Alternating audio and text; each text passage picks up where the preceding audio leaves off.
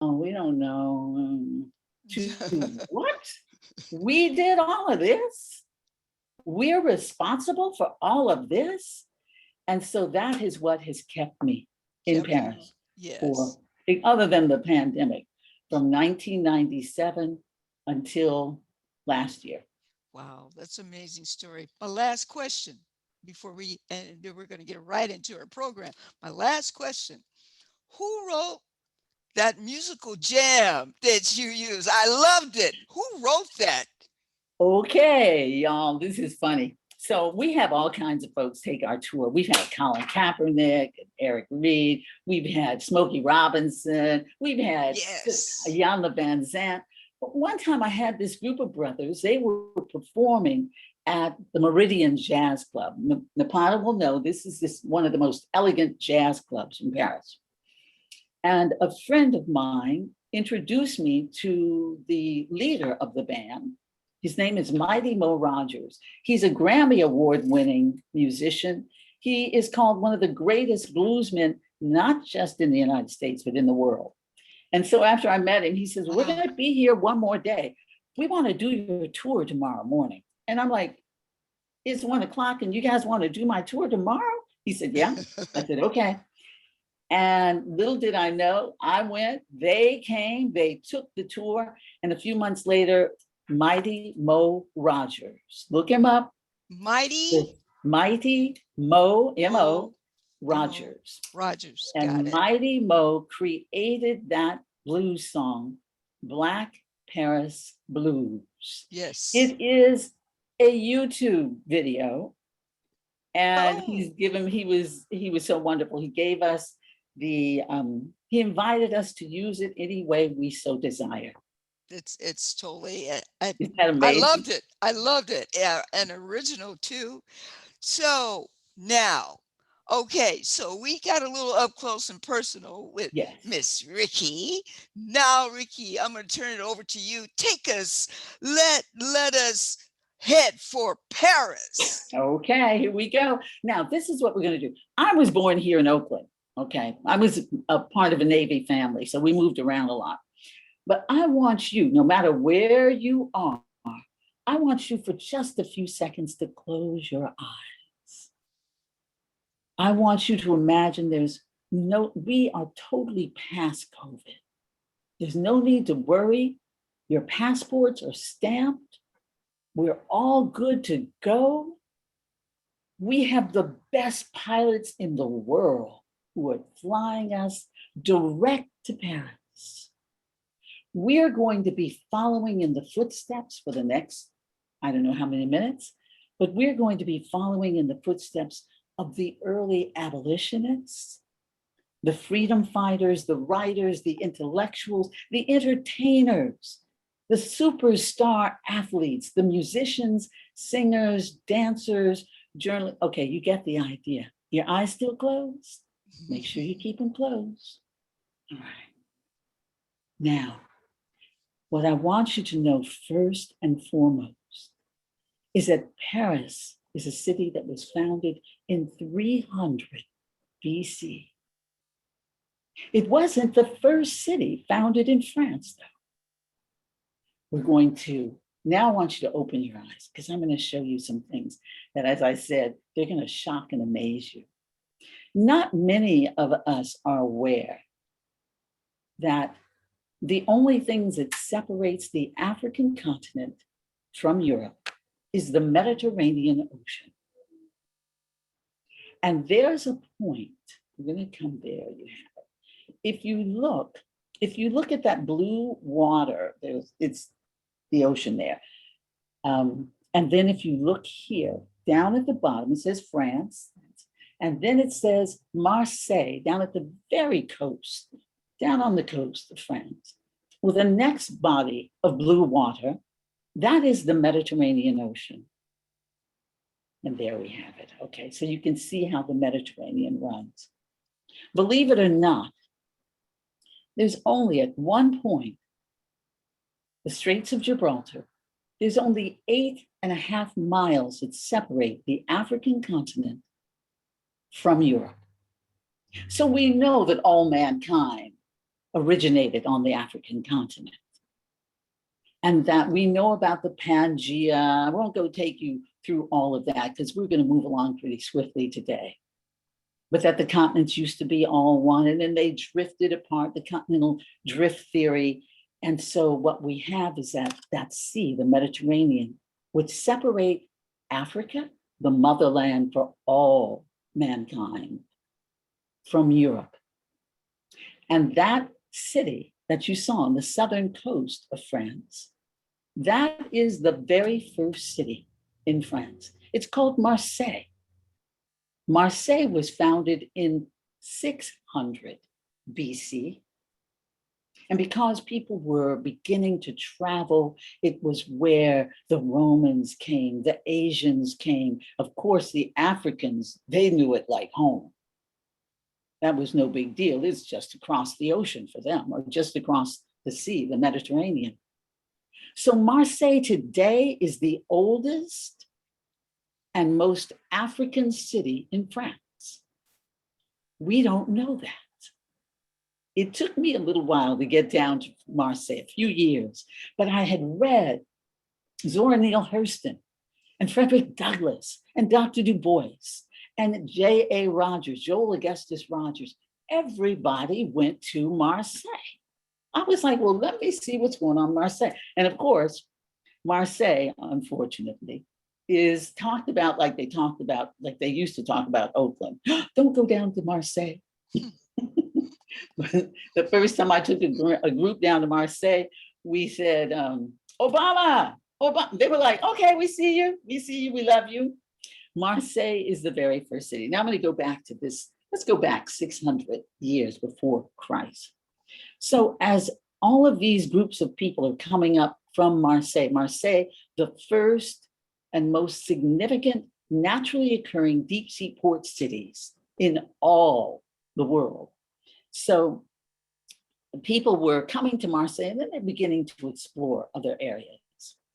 And there was a group that left Marseille and did a trek heading to the United Kingdom, heading to the UK. And they stopped on an island. That island is called Ile Saint-Louis. And it was a freezing winter that they endured. They almost didn't survive. You'll see that island in the very center of this image, that island, Ile Saint-Louis. And the people, do you see where that steeple is there? The people they began praying to the African goddess Isis. Isis is the goddess of fertility, of help, of abundance. And they didn't know, there was no CNN or Fox News or anything at the time. So there was nobody to say, you don't want to pray to an African woman. But they prayed to Isis for survival. They nearly died. They nearly died out.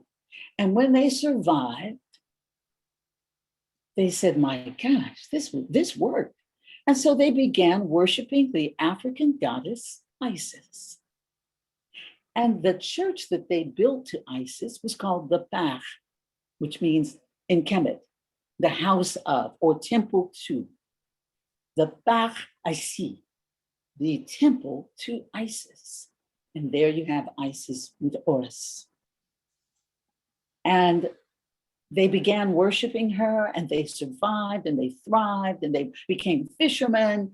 And so they named that temple, the Parassi, and they called themselves the Parasii, the worshipers of Isis. And today, as you watch, when you come to Paris, I want you to know that everywhere you go, you're going to see logos of the city of Paris. And the logo is always a masted fishing boat. There you see it. I'm going to move it a little bit to over there. It's a masted, there it is. This was one of the first images of the logo to the city of Paris. And you remember that Isis would usually be shown on a masted fishing boat. And here you have the masted fishing boat representing the Par Haïti, the first people of the city that Americans call Paris. But when you go there, the French will say, oh no, darling, c'est Paris, it's Paris. And today, this that you see on the right side, this is the updated modern version of the logo. So when you come to Paris, I want you to make note of these two logos, but they all go back to Isis and the worshipers of Isis who survived because of her. And our next point is going to be, are you with me so far? Everybody Yes. with me? Okay. If you have any questions, you can put them in the chat. We're going to be taking questions. Now, normally, we would leave the Arc de Triomphe, the Arc of Triumph, and we'd stroll down the Champs-Élysées, about 3 blocks, when you're taking the tour. There we are at the Arc de Triomphe. Oh gosh, I'm sorry, I'm supposed to be keeping this short, but I got to tell this story. Napoleon Bonaparte ordered the construction of his Arc of Triumph in 1806. Napoleon had gotten beaten up by Toussaint Louverture and the Haitians in Haiti. And he was totally embarrassed. The Haitian Revolution began in 1791, shortly after the French Revolution. And so Napoleon was a poor boy from the island of Corsica. Stay with me on this one. There are a few steps to this one. Corsica is an island. It's between Italy and France. And in its earliest days, Corsica had been controlled by the Carthaginians of North Africa. But I mean the Black Carthaginians. And so in 218, there was a Black Carthaginian. His name was Hannibal Barca. And Hannibal crossed from Africa, went through Spain, went through France, crossed the Alps on 38 war elephants in this great trek. And he would go into Rome and conquer the Romans. The Romans were outdone, that Hannibal had done this incredible feat of bravery. Hannibal's techniques, his military techniques, he had a whole group of barbarians with him. You can just go online. There's a short YouTube documentary about Hannibal Barca. And Hannibal had beaten the French, beaten everybody. And his military tactics are still taught in academies, military academies around the world. But in 1806, when Napoleon got back to France and decided he wanted to build his Arc of Triumph, he was essentially saying, I'm important too, I can do some stuff. And he was trying to be as great a warrior as was Hannibal. Okay, so how did this happen? How did I find this out? I had to do a little digging. Hannibal with his 38 war elephants. When Napoleon ordered the construction of his Arc de Triomphe, he wanted this to be an elephant. You can see where the 4 legs would have been.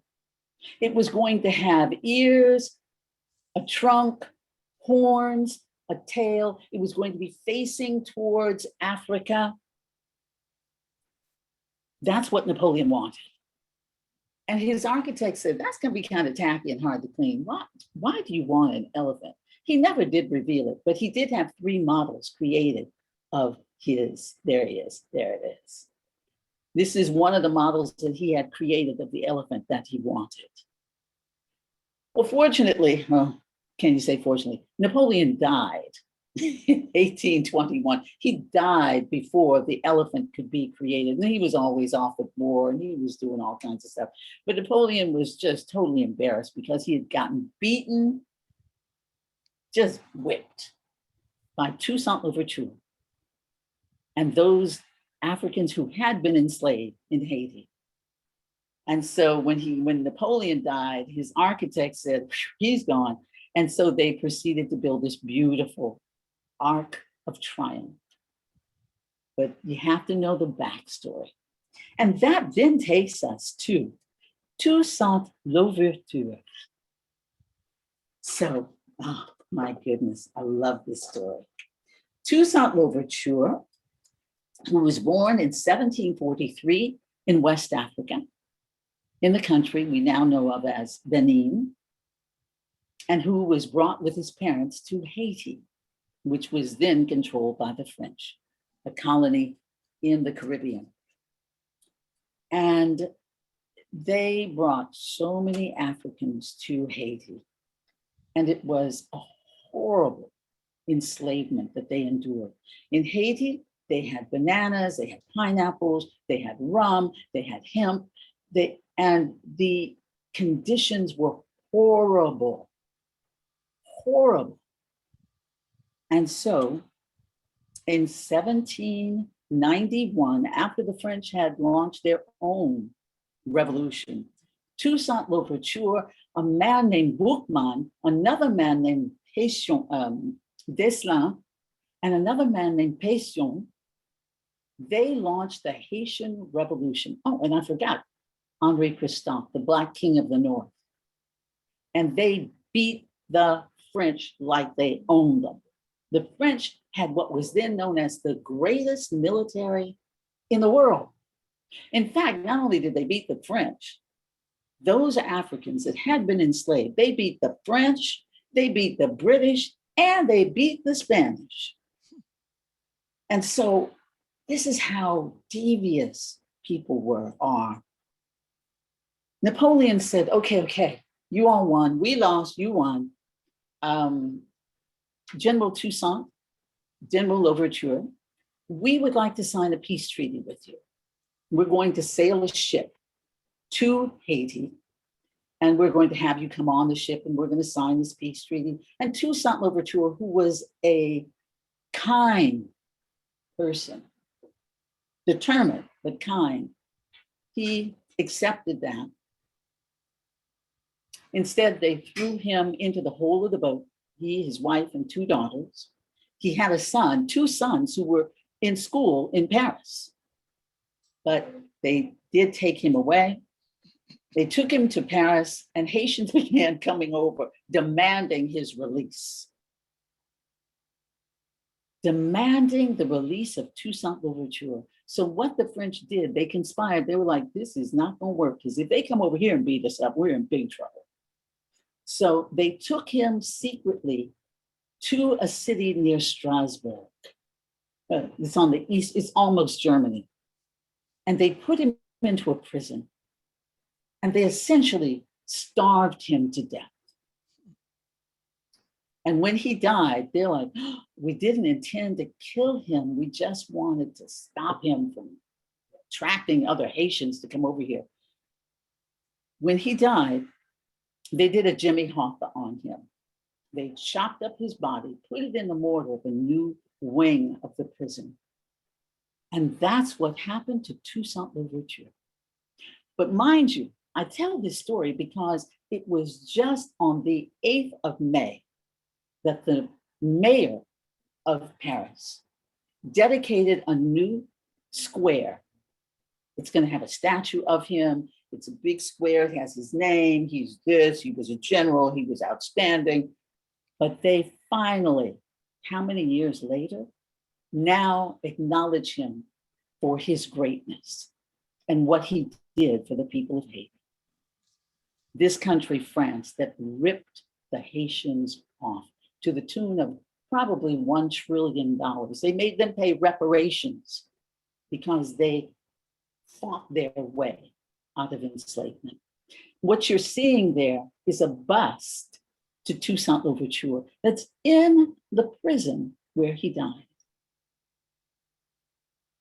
So that is essentially the story of Toussaint Louverture.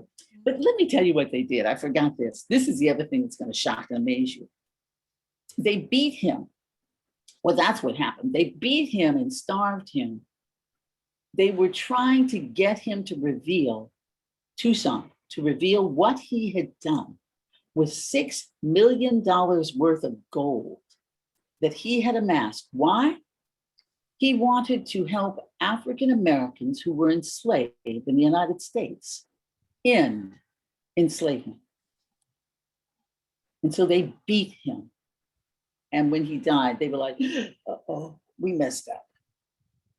$6 million worth of gold that he had hidden somewhere. I don't know. Oh, well, in fact, there was a man who found that gold. He went into the prison just before Toussaint died. And his name was Gerard, Monsieur Gerard. And he was French-American. He was living in Philadelphia. He was a ship captain. He presented himself as someone who could help Toussaint Louverture. He wasn't. When Toussaint died, Monsieur Gerard went and got the gold, went back to Haiti, got the gold, took it to Philadelphia, built himself a massive mansion in Philadelphia, opened a bank, Gerard Bank in Philadelphia, opened a school for white boys called Girard College. So those of you, very often we have guests who are from the Philadelphia area, from the East Coast, and they know Girard College. The money that was used to build and sustain Girard College came from that legacy that Toussaint Louverture wanted to give to Black Americans. All right. And now our next, you know what? I forgot someone I really want you to know about. Someone who's on the flyer, who's on the promo. Oh, there we are on the Champs-Elysees. Have you all heard of the Hottentot Venus? Raise your hand if you have. Have you heard of the Hottentot Venus? Yes. The Hottentot Venus figures prominently in French history. Why? The Hottentot Venus was a Black woman. She was born near Cape Coast in South Africa. She was born in 1789, the year the French Revolution began. And she was all of 4'10", a caramel colored woman, but that's what the Khoi, she was a member of this Khoi tribe. They would eventually dub her the Hottentot Venus, because the Boers, the Dutch who would go to South Africa, couldn't speak the language of the Khoi. And they didn't understand what was happening among the people who were members of the Khoi tribe. The Hottentot, Sarji Bartman, had this particular shape. She was small at the top and great big hips and thighs. And the Europeans were like, oh my goodness, they did not understand. And this is why it's important as you go from country to country to first research, what is the culture of that country? What is that culture of that group of people? Among the Khoi tribe, the most beautiful women had this shape. They had the big hips, the beautiful thighs, and they would be groomed and married to the fastest, strongest, smartest young men. And so she had been groomed. I mean, to the point that they're kind of culled out of their age group of girls, and they're fed certain foods, and they're massaged with honey and oils. And that is the symbol of beauty. So for me, a little Black girl growing up in California, thinking I wasn't supposed to have hips and thighs. Imagine if we knew these stories of who we are and what our beauty is. And then we find out years later that there are some other people who will pay to have the same things that we were criticized for added to their bodies, pay thousands of dollars. So the Hottentot Venus, she was taken from South Africa by two British men, two Brits. Eventually, they put her on display so people could see her body. It was like a circus act. She was never nude. She always wore a bodysuit and a cape, and she would wear a mask to hide her eyes. But the Hottentot Venus was a major, we've got to go see this woman. And in 1810, From London, they brought her to Paris. She was studied by doctors, anthropologists at the time. They put her on display at a place that would be kind of like Ripley's Believe It or Not. And the Hottentot Venus, now this woman made millions of francs.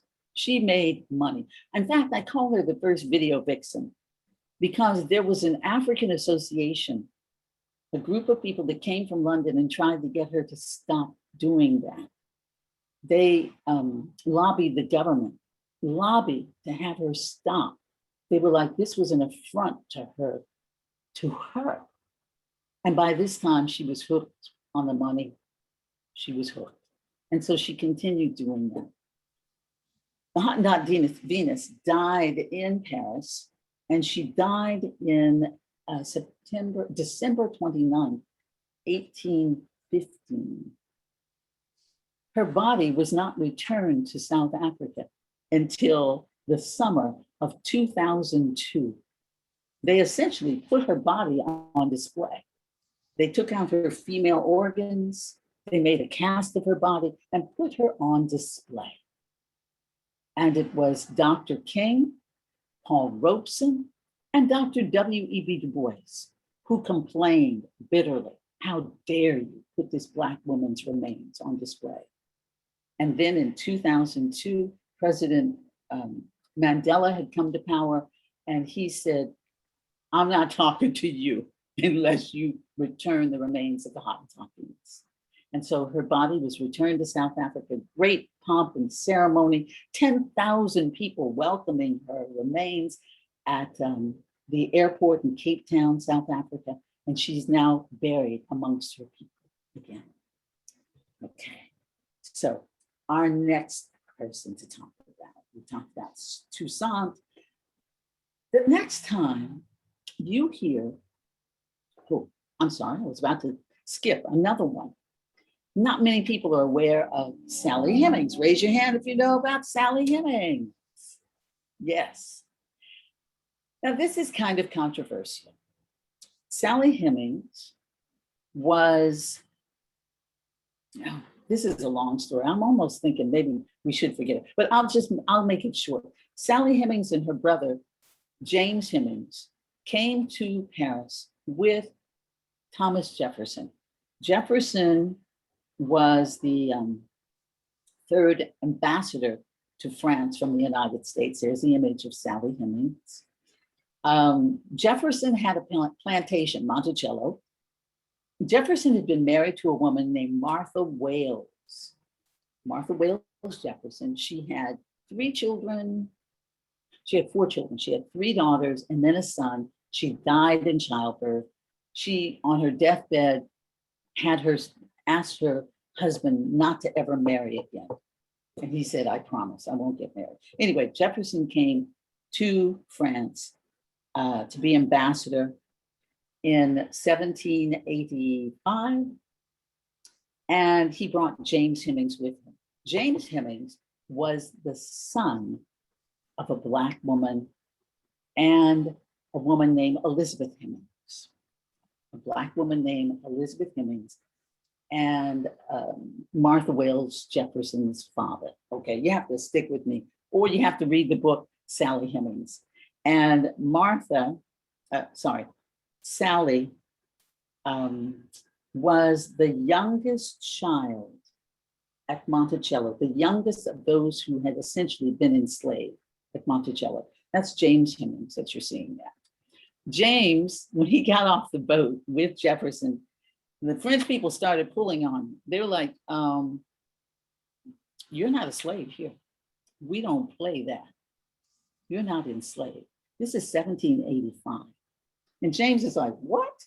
Okay, so he went to Jefferson. He said, Mr. Jefferson, I understand that I'm not a slave here. So I want a tutor to teach me French.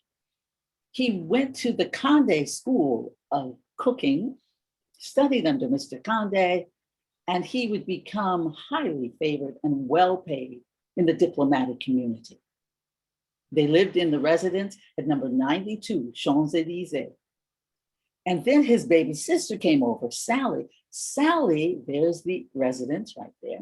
Sally looked just like her older half sister, Martha Wales Jefferson, except Sally had the beautiful color to her skin.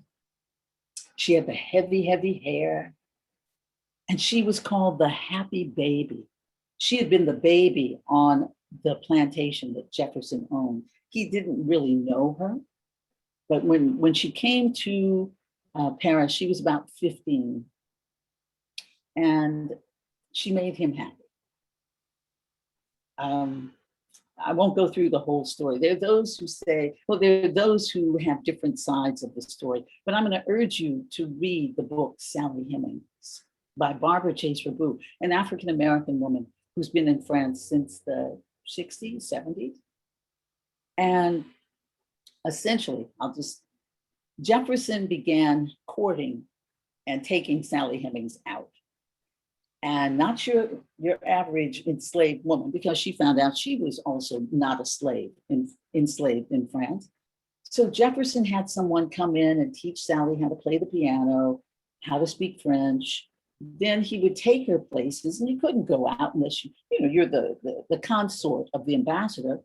So he would have someone come in and make dresses for her. Someone came in every day to do her hair, and then he had a few pieces of fine jewelry made for her. The telltale sign is when he had a carriage made for Sally Hemings, and he had a horse that matched the color of her carriage, and her driver wore a uniform that matched the color of the carriage and the horse. This is if your sweetie gave you, that little Rolls Royce or the Bentley. And Jefferson was recalled to the United States in 1789 by George Washington. He was going to become the Secretary of State. He was going to take over the moving of the nation's capital from Philadelphia to Washington, District of Columbia. And Jefferson told everybody in the residence, pack up, we're leaving, we're going back to the United States. Sally and her brother were like, I don't think so. Why would we go back? Go back to enslavement? Oh, heck no. And so Barbara Chase Rabu and several other authors tell the story that Sally waited Jefferson out. First, she said, the only way I will go back is if you promise me, oh, she's pregnant, that the baby I'm carrying and any other children we may have will be supported by you. And at the age of 20 or 21, they will be allowed to go out into the world as free people. And Jefferson went, what? He says, and there will never be a white mistress over me at Monticello. Jefferson gave her some excuse. Well, if I give you papers that free you, you have, according to Virginia state law, you have a year and a day to leave the state, and I don't want to lose you.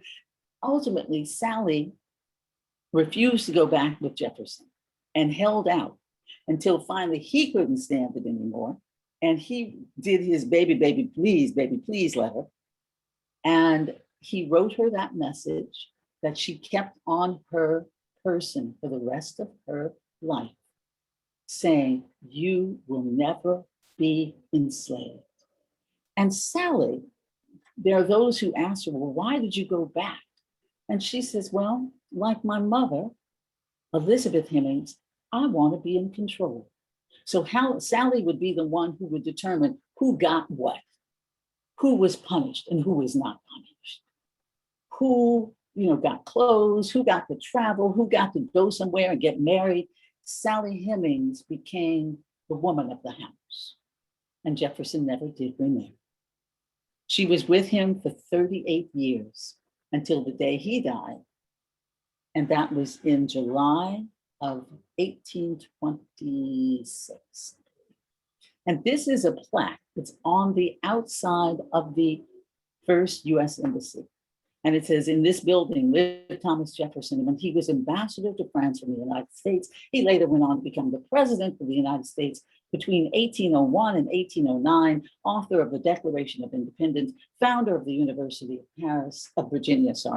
And this plaque was put here on the 13th of April, 1919, by the ancient students by the alumni of the University of Virginia and put here in commemoration of the 100th anniversary of the foundation of the University of Virginia. And that very quickly is the story. Now let's see. We're getting down to our time, but I still got some more stories to shock and amaze you.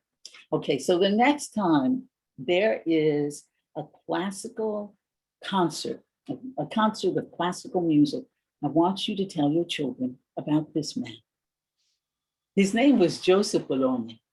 He was born on the French colony in the West Indies called Guadeloupe. And Joseph Bologna was born in 1745. His father was a very well-to-do French aristocrat. His mother was an African woman. I suspect she was from Senegal because she was described as very beautiful, elegant, tall, gorgeous. In fact, she was called the most beautiful woman on the island of Guadeloupe. The father brought the mother and the son back to Paris, sent his son to the finest schools. The son became a master championship fencer. You do know that fencing came out of Africa. He became an equestrian. You also know that Africans were the first to domesticate and train and ride horses. Go to Mali, look up how Africans used horses in Mali. And he became, the thing that was stunning though, is that Joseph Bologna, his father sent him to music school, to an academy of music. And he mastered the violin, the mandolin, and the cello. And so Joseph Bologna would become what we now call the father of European classical.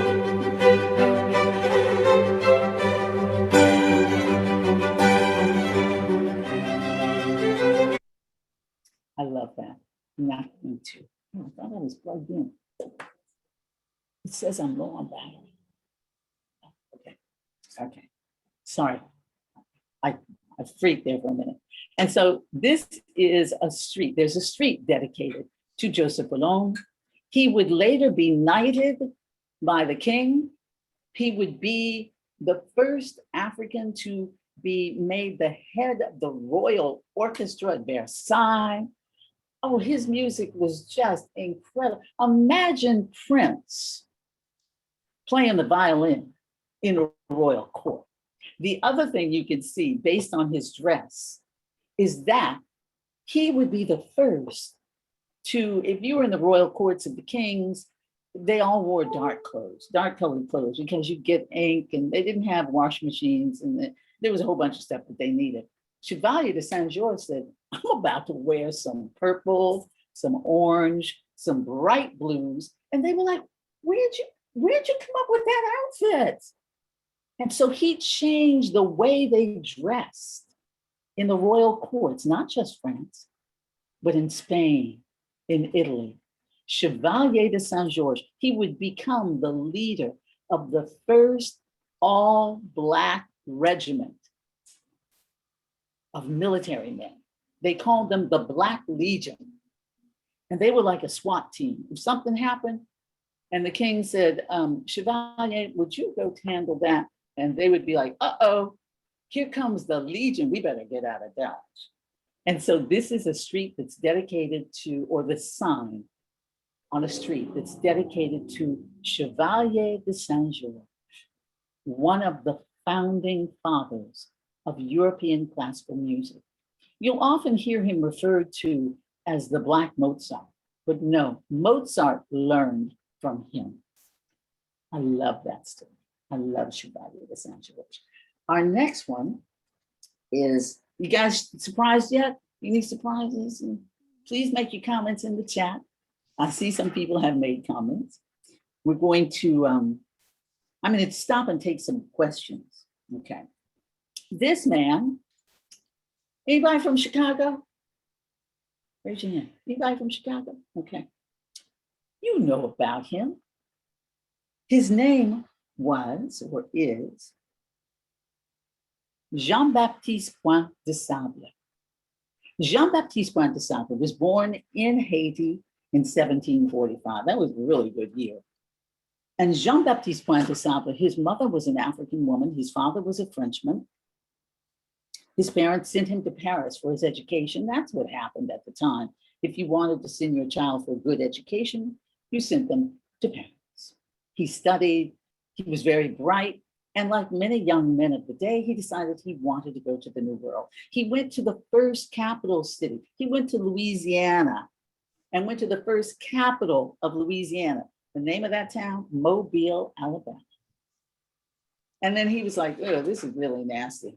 And so he went to the next big town in that territory that was called Louisiana, French territory. That town was called New Orleans. And he was like, this is even worse. So he would make his way with a group of people up the Mississippi River. They were trying to get to the third capital city, the administrative capital city of Louisiana. Y'all gonna love this. And, oh, I'll just tell you, the name of that town was Detroit, was the third administrative capital city of Louisiana territory, because you know, it went all the way up to Minnesota. It went from the Canadian border down to the Gulf of Mexico, from the Rocky Mountains to the Mississippi River. That was the territory called Louisiana until 1803. And we all know Thomas Jefferson bought Louisiana from Napoleon Bonaparte because Napoleon had gotten kicked out of Haiti. Okay, he needed some money. All right, so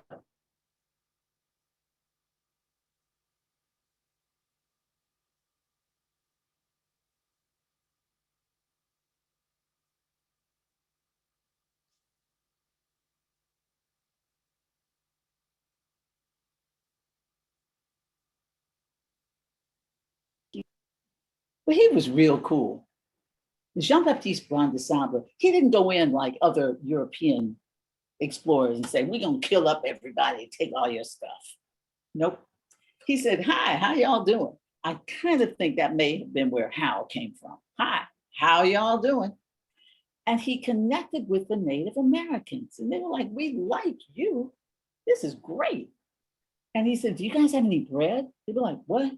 Bread? No, we don't have any bread. He said, I just happen to have had some wheat seeds in my pocket. And he began sharing with them what he had brought from Haiti, from France. And he said, okay, y'all, instead of just nomadic life that you've been living, it would make me really happy if we could just kind of build a settlement here on the banks of Lake Michigan. And we'll start a bakery, we'll make bread, we'll have a dairy, we'll bring the animals and domesticate them. We'll have a workshop, a stable, a barn, a mill. We're gonna put our energies together and create a town. You know what that town is already. That town, that city, I think I kind of peeped it already, is Chicago. This is the Black man who founded the city of Chicago in 1773. It wasn't until 2004 that a Haitian businessman imposed on the government, the city government of Chicago, and said, this is about enough. You need to have a monument depicting the image of the founder of Chicago. So in 2004, the city of Chicago dedicated this monument to Jean-Baptiste Point de Sable. You know, there's the Sable High School, the Sable Museum, but so many inhabitants of Chicago had no idea that they were founded by a Black man. In fact, when Chicago announced it in 2004, yes, we're going to honor Jean-Baptiste Point de Sable. Well, they didn't even say it that way. They said, we're going to honor the founder of Chicago, Jean-Baptiste Point de Sable. That was the way they approached it. But the city, the third largest city in the United States, was founded by this Black man. Should I start taking questions now?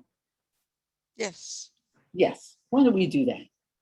Okay, I have a hand raised from Ron Mays. Do you want to go ahead and Absolutely. Hey, cousin, out of Detroit. Yes, go ahead. Can I hear him? Ron, are you there?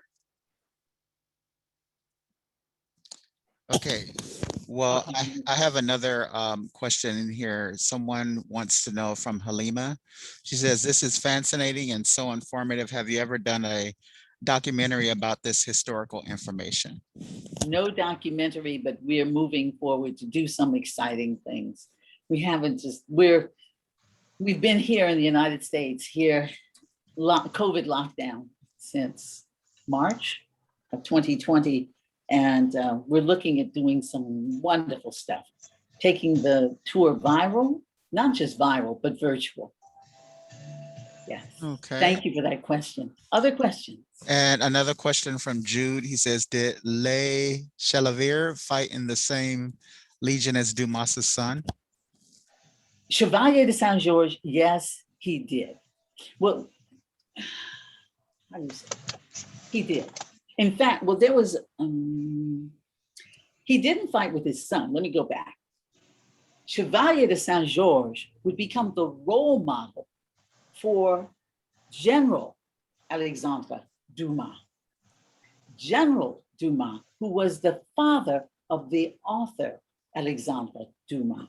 And I know we didn't talk about him. I can just say quickly, General Dumas, who was born in Haiti in 1762. We're going to go back to his image. And General Dumas, there he is. I love this image of him. He was born in Haiti. He was born in a town that had mountains. His mother was an African woman who became a fairly well-known writer. Her name was Marie Cassette Dumas. And his father was a low-life French aristocrat with no money. So when the child, and there were probably about 3 or 4 children who were born, and the low-life French father sold his son as an apprentice to a Black man who was a printer of books. And they were in the town of Jérémie, if you've ever been to Haiti. And if you know Jérémie is very hilly, mountainous area. And so the son, it was no big deal. The son, he's there working for this man who's printing books, and he learned how to ride, and he and his buddies would ride straight up the mountain. He didn't know that was weird or different. And so eventually, you know, when fathers abandon sons and then don't have any more sons, the father eventually made money in Paris, came back to Haiti, found his son, my boy, who's now 6'2", 220 pounds, just this dashing, elegant figure. And so the father would bring the son, Alexandre Dumas, back to Paris, spoiled him stupid. He had his own a tailor to tailor his clothes. He had people to wash him and do his toilet. I mean, he had people doing everything to make his saddles, to get him up on the saddle. He had servants, beautiful place to live. The father remarried. The stepmother was like, why are you spoiling him? You're making him useless. So his French father said, son, I'm not going to give you the money I've given you. So the son said, well, I'm going to follow Chevalier de Saint George and his Black legions into the military. And as a result of that, General Alex Dumas, and he wasn't tripping. He was like, don't go through all that Alexandre. Blah, blah, blah. He said, call me General Alex. But he was a proud man. He would lead his men into battle. He didn't send them into battle, he led them into battle. And Napoleon had this nasty habit of not paying his people. And he would tell them, okay, well, when you win a battle, you can just rape and pillage and take everything that the people have. General Dumas said, my men are proud military men. We do not rape and pillage, which then would really make Napoleon angry, because General Dumas was given higher respect than Napoleon was. But so that's the long answer to General Dumas was influenced by Chevalier de Saint George. Hope that answers the question. Another question. Yes, I have a raised hand from Carolyn. Go ahead, Carolyn Gage. Hi, I just want to thank you and applaud you for all this information that I have been starving for. You know, I know we had great history in Paris, but I did not know that it ran that deep. And I've heard about Blacks in Paris and, you know, why African Americans ran to Paris for sovereignty, but I did not know that it ran this deep. But I call myself, you know, somewhat of a moderate historian, but I just applaud you. I thank you, and I am so grateful for you. One thing that I want is that I've told people about it, and the time snuck by me because I missed the introduction. But I would like to. I'm in San Francisco. Oh, you know, San Francisco Bay Area. So I've told people about it. Hey, I'm going to Paris, you know, but I told them, but I want to send them a link, if you can, or introduce them to you, grandmothers who help. I don't know if you heard of Asale. She was grandmothers who help, you know, and Professor Joe Canton, who's a great historian who does things. I want them to actually link up with you to know, and especially about Chicago. Sometimes when we say institutionalized systematic racism, I'm sorry, you guys, I'm gonna hurry up. You know, sometimes when a city is founded by us, they, whoever they are, make it crime infested because they know our history better than we do. And they make us afraid to go to certain places or claim certain places that we have founded and have notoriety for, you know? So it's all, man, this is mind-blowing. And I just want to say thank you, and please send me a link, or, you know, give me something so that I can hear it. AAMLO is going to make a YouTube link. I'm hoping that Marco will explain it to us how we can get that link. It's going to be on my webpage, on my Black Paris Tour Facebook page, and on my personal Ricki Stevenson Facebook page. But I'll have to warn you, my page is very political. So if you don't want anything political, don't go there. And yes, thank you. And yes, I just put it in a chat. It will be available within the next few days or a week on our YouTube page. The next few days. On Oakland Public Library website as well. Okay, great. Other questions? Yes, Ron, go ahead. Ron, are you there? He left again? Let's go for A. Gibson. Go ahead, Mr. or Mrs. Gibson. Hello, my name is Ava Gibson, and I am there we go. Now you can see me. Yes. I am a French teacher, and I teach middle and high school students. And I was really excited to listen to your presentation because I've been teaching for 18 years, and this is information that's new to me. So that's kind of cool. So I just wanted to thank you for that. Thank you. Mrs. Madame, that's what we call you in Paris. Madame, merci beaucoup. Je suis très content. Mais we are hoping to bring this to VR. I won't go through the whole explanation. We want to do these tours for our children, so that they know that they must step out of the box of racism in America to know who they are. Et c'est très intéressant parce que mes élèves sont noirs. Donc, so I teach. Absolument. Oui, absolument. Donc, please, you can go to our webpage, our Facebook page. Please friend us on Facebook. And I promise you, when we get our virtual reality, we are going to come looking for you to present it. We know that young Blacks don't travel as much as others do, as other students do.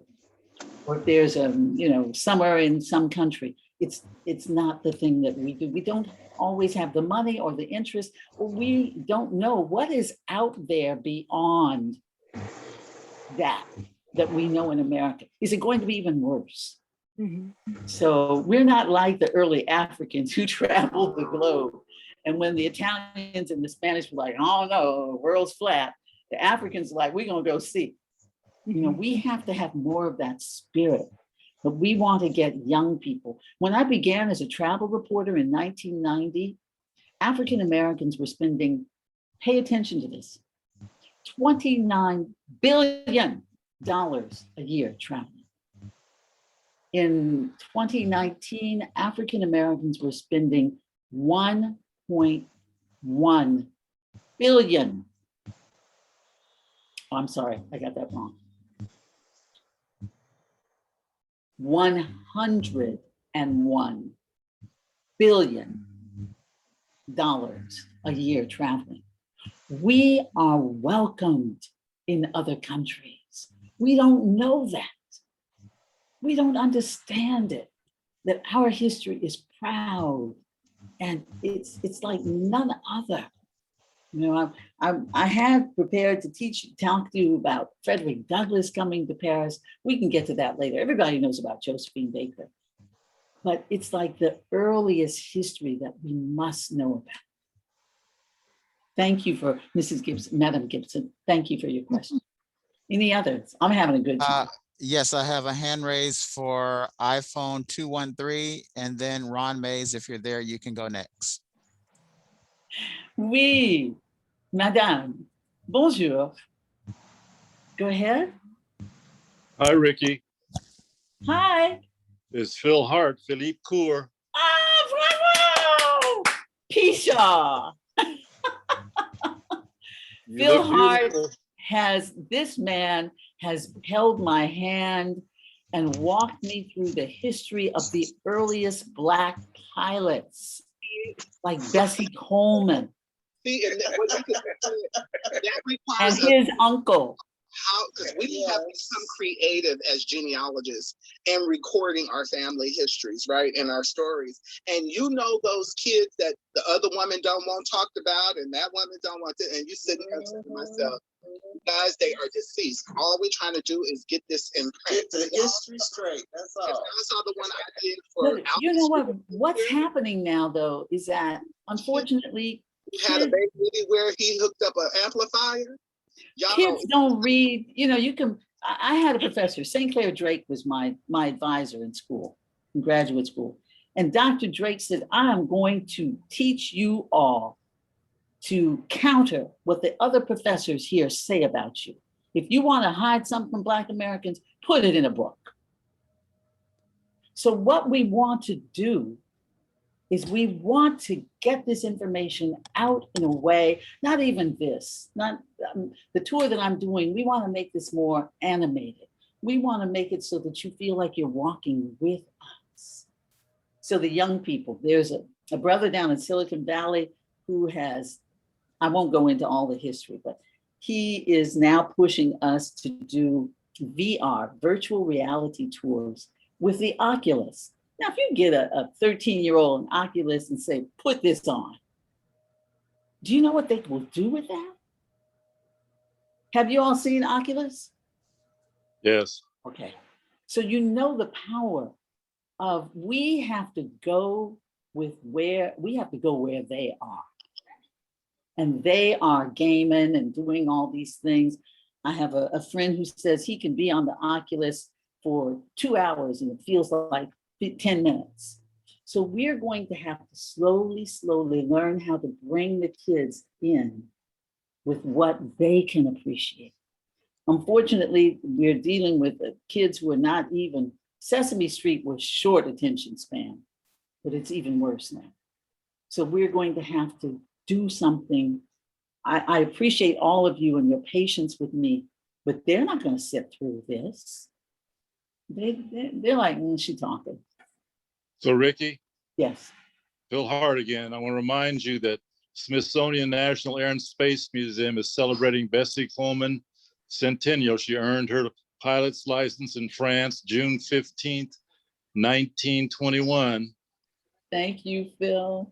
I also want to shout out to Fritz Pointer. I see he's on the call. Fritz Pointer played at Creighton. I played against him and Paul Silas way back many years ago. So shout out to Fritz Pointer. I won't even talk about how far back our relationship goes. No, we can't. We won't go into that. That's a history lesson in and of itself. It is, Phil. It is. This man, oh, wait, I have to tell you this. I'm from Oakland, from East Palo Alto, once called Nairobi. And Phil, when I was a freshman, he was a senior, and he used to pick me up for dates, and he'd take me to his grandparents' house and then to his parents' house. And I'm like, is this the way you go out on a date? And then we'd go out. Phil, I appreciate the relationship I had with your mother many years later. I appreciate She loves you. She loves you. You look beautiful, Ricki. Thank you, Pishaw. Okay, we got to get out of that. Okay, Linda Parker. Thank you. Thank you so Linda, much. you took the tour. No, I have not. Only in spirit, but I've been in Paris many times, but I've learned so much listening to you. And my only question, you did say everyone knows about Josephine Baker, but the Black music and jazz tradition in Paris is so rich that that's a whole tour in and of itself. And, you know, beyond music, writing, and the arts, visual arts as well. So I would love to know if you can feature some. What usually happens is that my guests come and they're staying for a week, 10 days. Sometimes if they're really, really, really, into it, they'll spend 2 weeks. And they will ask, they'll say, okay, so what are we supposed to do? And we give them a whole list of, these are the jazz clubs, the restaurants. Once you take our tour, if you read the information, you cannot be bored. Never be bored. Is that I have to acknowledge Loretta? Are you here? Loretta Green. Loretta and her husband took the tour years ago when I was just getting started. Were you bored ever? Never bored. It was wonderful. It was wonderful. I have so many great photos from that tour, and I'm looking forward to coming. Well, when we came back to Paris, you were in Oakland, so we missed taking it a second time. Yes, but we're going to do it again. Loretta Green Martin, who is one of my sheroes, my personal sheroes. She came to the Bay Area. She came to the East Palo Alto area, and did stories for the Mercury News and the Palo Alto Times. And if I ever had questions, I'd call Loretta.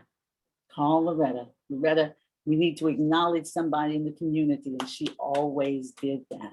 And her groundbreaking stories about our history and what we were doing. So all of you have to reach out, know some journalists that you can count on.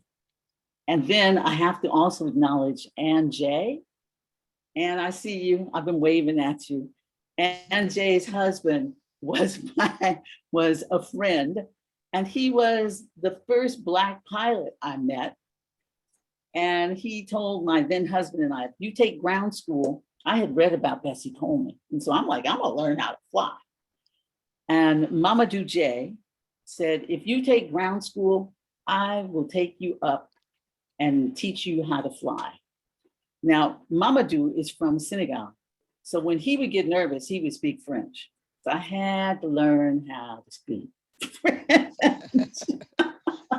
And Mamadou, who we call Doudou, would, his daughter's in Hollywood. And when they did that movie, Muhammad Ali, they counted on Amina Jay to tell the story of her father having been the pilot for Muhammad Ali. So if you ever have a chance to see that movie again. Arthur, you want to jump in this? What's the importance of for all of us, reaching out to journalists? Well, we bear the responsibility of telling the story and telling the truth. Journalists have always been historically message carriers and information bearers. And so what you've been doing, Ricki, and even what you're doing tonight, journalistically, needs to be broadcast and shared broadly. That's our role, to help people be where they've never been, to experience what they've never done. And through Black Paris Tours, both virtually and in reality, you have broadened our world. And the role of a journalist is to tell the truth and to speak for those who cannot speak for themselves and expose those who have never been. So yeah, we have a responsibility. Once we know, then we have an obligation to show and share. Yes. I didn't give an introduction to Arthur Cribbs. Arthur was my news director when the time that I worked at KDIA radio. He hired me to be a news person there. When it was owned eventually by Adam Clayton Powell III. That's right. Those were heady times. Yeah. We thought we would control journalism forever. And Arthur, I thank you for all that you did. Your reports when you were at, what was it, ABC in San Francisco. I can't remember the name. KGO, KTVU. KGO, thank you. Your reporting when you were at KGO was the kind of reporting my mother would be sitting reading the newspaper and she'd look up, Arthur, not just Arthur, but it would be say something different, give us information. Give us information. So that is what I have been committed to all my life, is to provide information where you can say, I didn't know that. And I will continue that. And Arthur, I thank you for all you did for me. And I thank you for taking my tour. Well, Are there thank you. any others who would like to ask questions? So I have two. The one from Diane, it says, is there a travel agent at this presentation who will be organizing our next trip to Paris? There is a wonderful travel agent. I don't do the organizing, but I have a wonderful sister friend. We go back now 25 years. And Kat St. Thomas. She, during the pandemic, she left the Bay Area and she went to Savannah, Georgia. She's doing that. She keeps saying she's not going to do it, but she leads tours to Brazil, to South Africa, to Bali, there are amazing travel agents who have taken up the mantle. And Kat's been doing it for 30 years. And so I have another Bernadette Champion, another amazing travel agent who is not just here, we're going to do this. Oh, No Madness Travel Tribe. Woo, woo, I love them. No Madness Travel Tribe, they're younger, but hook up with them. I love them because it means nomad in that we go, but it means no madness because before you come to Paris, they will teach you what you need to know. What do you need to know? You need to know how to say bonjour, madame, bonjour, monsieur, au revoir, madame, au revoir, monsieur. You need to know the cultural cues that, believe it or not, this one's a hard one. Sometimes the hotels will call me if they get big groups of African Americans and they'll say, could you just come and talk to them?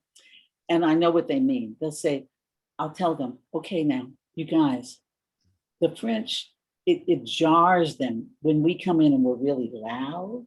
Ooh. And so I'll say, so we're going to use our inside voices. And then they find, oh, this is easy. We can do that. You know, so don't be insulted. You're going to another country. You paid money to go to another country. You can't treat it like it's home because you might as well stay at home.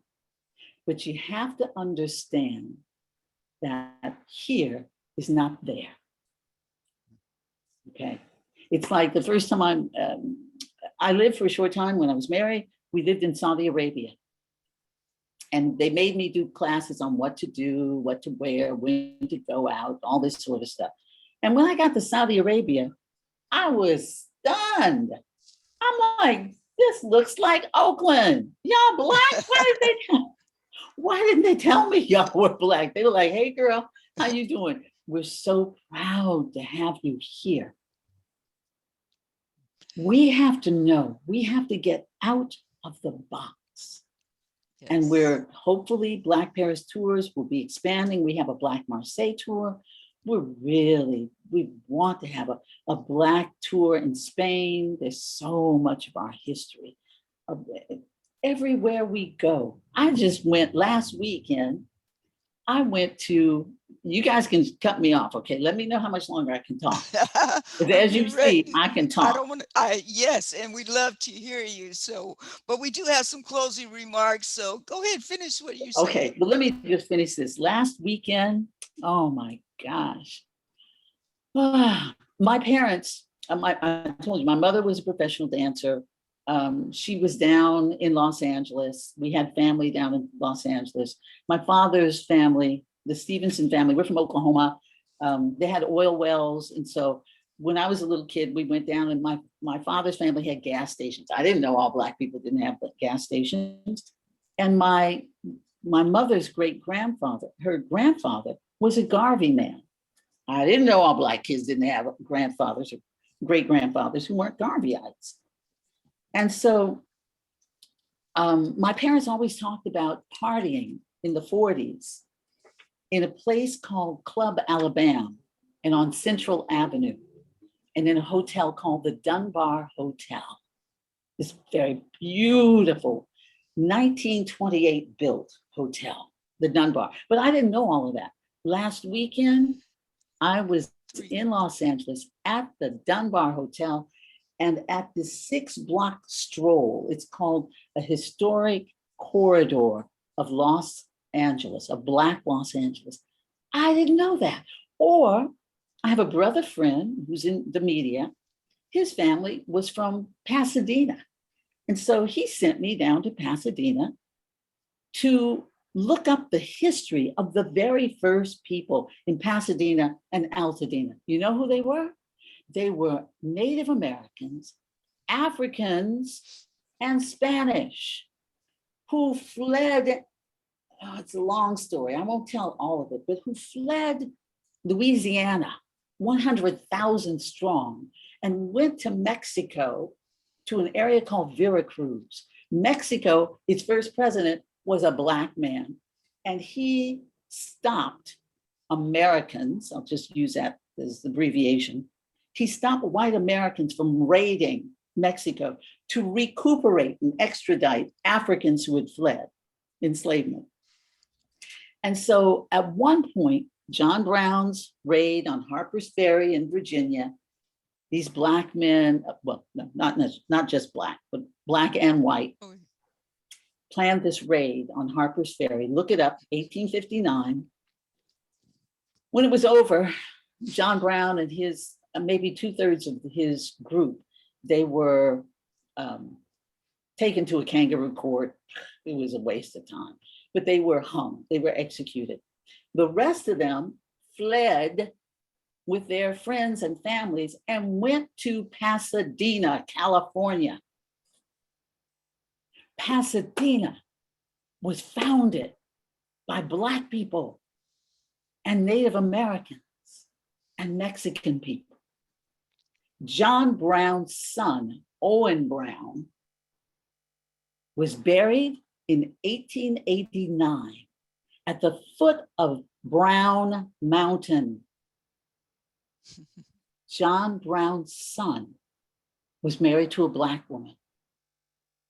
The church, my friend's great-great-grandfather started the very first AME church in this area. It was launched in 1888, and he did the sermon for Owen Brown's funeral in 1889. So why is it of significance? Jackie Robinson came out of Pasadena, Altadena. Octavia Butler, the author. The jazz man, Bobby Hutcherson. I said Jackie Robinson, and Eric Ross. There's so many people. And so once we get into this history, it's everywhere. And all we have to do is begin expecting it, asking for it, demanding it. And that $101 billion that we as Black Americans spend traveling, there are going to be people who will provide the information that we need. I truly believe that. Thank you for that. I think we have, what, one more question, Marco? I have a question from Dorothy Lazard. She has her hand up. Yes. Madame Lazare. Oui.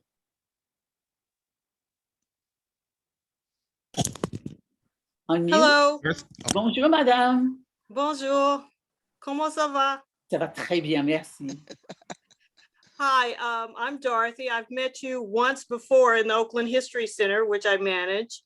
And I'm for the past 14 or 15 years, I've been hosting the spring travel series, which has gotten preempted by the coronavirus. So I just wanted to say to you, I really miss having travel programs at the main library. And I just want to thank you so much for bringing this history to us in a travel context today. So thank you very much. Madame, would you please contact me? Sure. And you have been on my mind so often, and I didn't know how to find you. Please. I'm still at the History Center, and I'm still going back to Paris. It's always a favorite destination for me. Mm-hmm. You provided me with information. That's right. You provided me with information. Oof, thank you so much. On my father having met the Pope in not just having met. My father, who was one of the best Catholics, Daddy did so much in our neighborhood in East Palo Alto, and you made it possible. Did you make it possible for me to get that article on Daddy? Yes. Yes. My father received communion from the Pope when the Pope came to San Francisco. Yes. Made that. I thank you so much. You're so welcome. Yes. Mm. Well, one day I'll have to meet you in Paris because. Are you vaccinated? Oh, absolutely. Oh, let's meet in Oakland. Okay, we're gonna work this out. We can do that too. I've been looking for you. Yeah, thank you so much for this program. Thank you. I learned so much. And just think, we didn't even get up to modern day. No, well, that was fantastic. We hear so much of the more recent history, you know, Josephine Baker moving forward, but what happened before that? What happened before the Roaring 20s?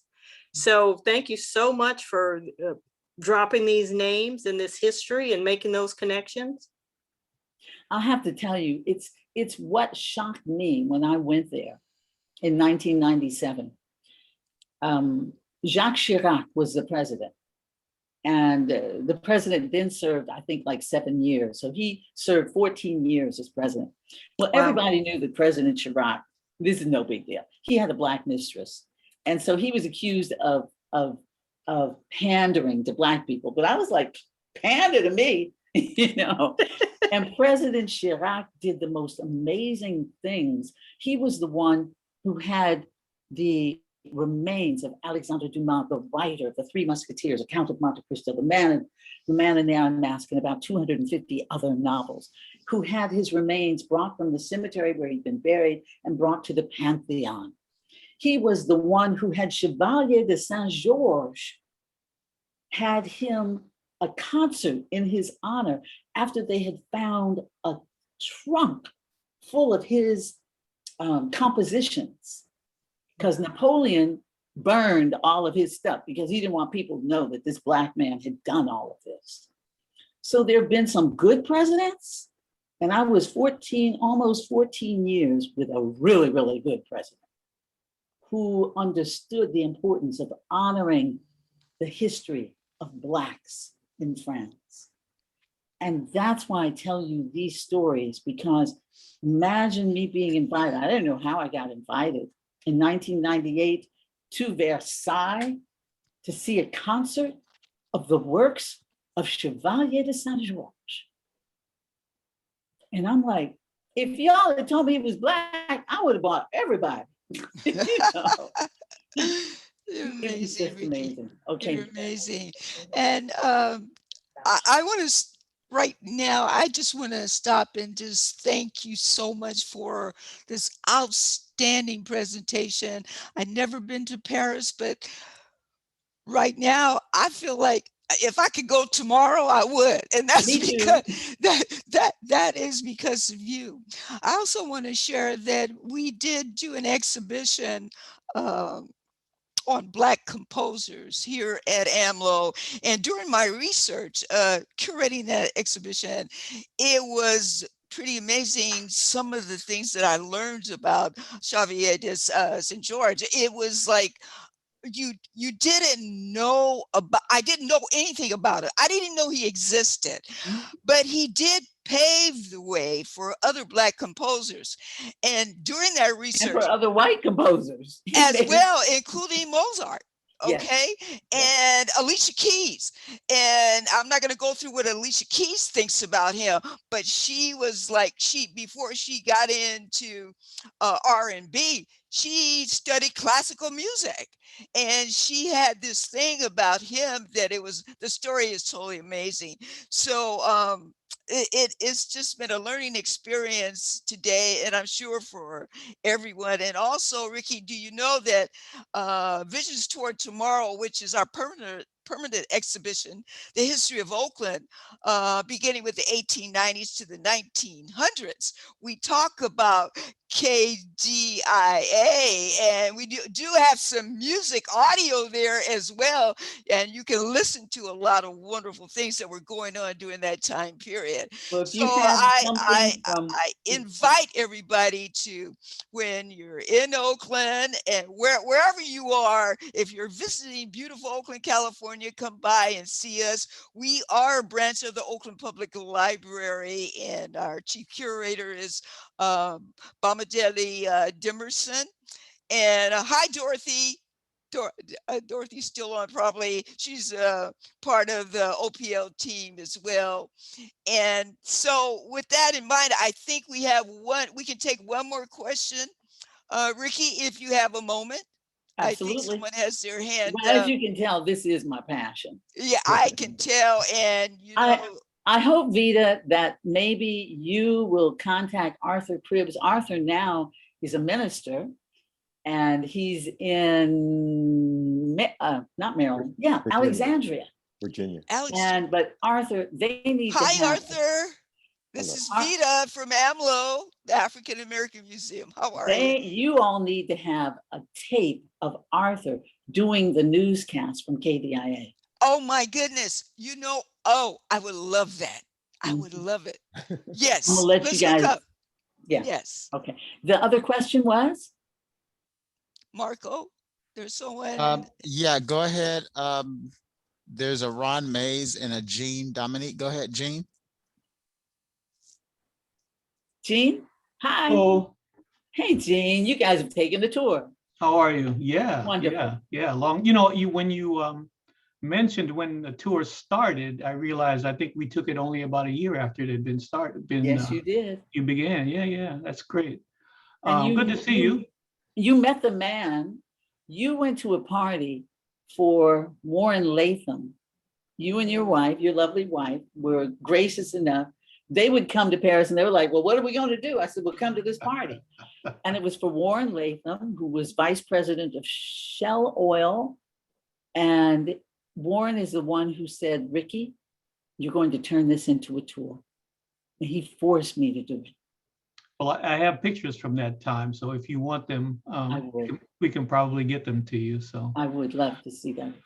You know what I would like for you to do, if you could spend a moment to bring us to a more modern period. A lot of people are sort of chomping at the bit now to go to France and to go to Paris. And a lot of people miss the Chateau Rouge and Little Africa and that part of town if they're not familiar with it. So I wonder if you could, and tell us, of course, which subway stops to use, because you know how important that is. But yeah, just talk about that for a second, please. Well, that's going to be a bit challenging for the moment. When he says Little Africa, there is a whole community. It's the 18th and part of the 17th arrondissement and part of the 20th arrondissement. These are like parishes, okay? But huge. They say that they're I can't remember what's the population. There's something like 2 million Africans in Paris. Okay, probably more. The neighborhoods are kind of north in the city. And you have to know where you're going. But it's like, you get off a bus. We do our tours by, some of them are by private bus. If we have groups of 20 or more, I prefer that my guests do the tour on a city bus, because that forces you to interact with the French people. And you see what real life is like, because they ride the bus. If you stay on the bus and ride at night, sometimes I'll go home from a party or something at 2 or 3 in the morning, and the people will be on the bus with their fur coats and ball gowns and tuxedos and stuff. So it's like, it's not like in America, where only, I'm gonna say this, where poor people ride the bus. Everybody rides the bus, okay? It's one of those cultural differences. And so we get on the bus, and then we ride up through Montmartre, which was called the Harlem of Paris. And then we go just the next stop to Chateau Rouge, well, to Barbès Rochechouart and Chateau Rouge. And you get off and you're like, I'm in Africa. I'm in Africa now. And the people like, hey, y'all, how you doing? And there are restaurants and clothing stores and food and outdoor market. And I mean, this is a whole functioning community. And the thing that I love to tell my guests is that in the United States, if you live in a Black community, you get paid, and very often you can't spend your money in your own community. And if you're lucky, your money might turn over once in your community. In Little Africa, the money turns over 10 to 12 times before it rolls out. So what does that tell you? They're buying and selling and supporting each other. And it really, it concerned me. I had a group of women who came and they didn't understand the culture. And they were like, well, how come she's taking us to these African stores and African designer shops and place where they make shoes? And I'm like, because don't you want to go? Wouldn't you want to? And she accused me, or this group, they accused me of having some kind of deal with, I said, my deal with these shop owners who do beautiful things is that we're opening up so that we can understand each other and work better with each other. In fact, there are brothers who are selling trinkets, souvenirs in various parts of the city. And I tell my guests, we're gonna buy from them. We're gonna buy from these brothers. And we walked up to them and we speak to them, and I can't remember the name, the word that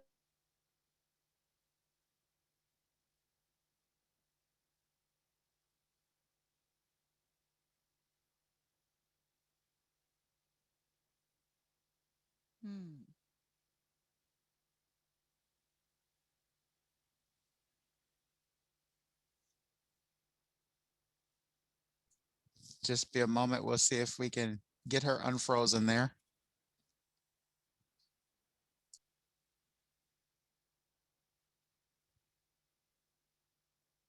Yeah, she's frozen.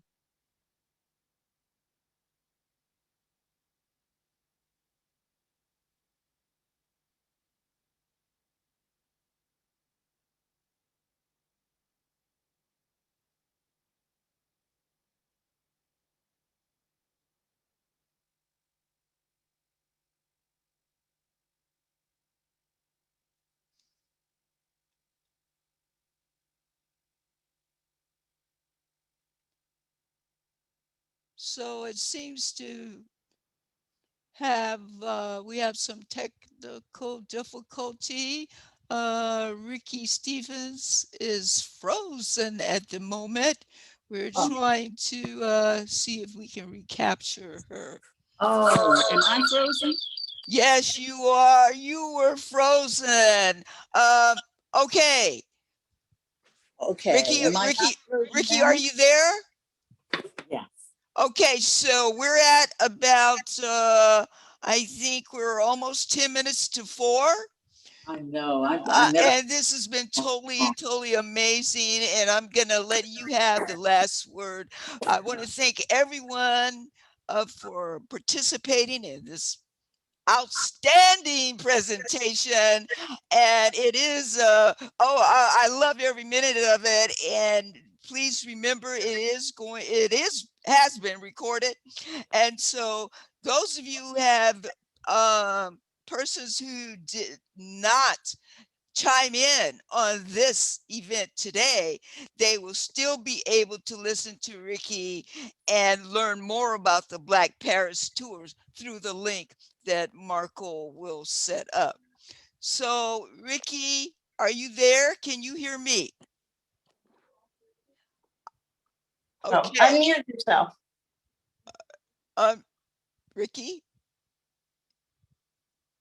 Ricki, unmute yourself, Ricki. Okay, can you hear me now? There you go. There you go. So, okay, I'm gonna let you close this out. Thank you, everyone. Thank you to Marco as well. Shout out to Fritz. Fritz, call me. Okay.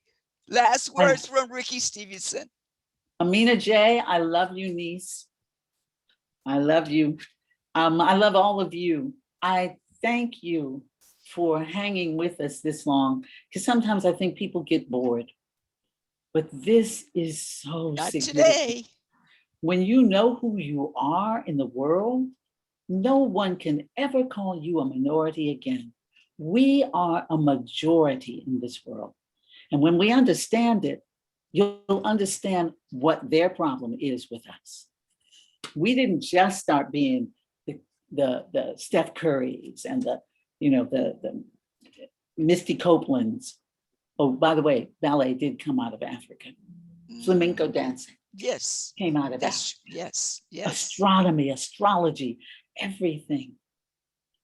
We have to understand that. We have to make sure our children, our grandchildren understand that. And I thank you again for joining me. This is my passion. And I can tell I love you. It's Love you always too, a Vita. pleasure. It's always a Thank you. pleasure coming together with you and presenting some wonderful history and culture. Just check into my Facebook page. We're going to be doing more wonderful stuff. Yes, sounds good. Okay, Thank you, everyone. Thank you so much. Enjoy the rest of your weekend, and we'll see you soon. Thank you, everyone.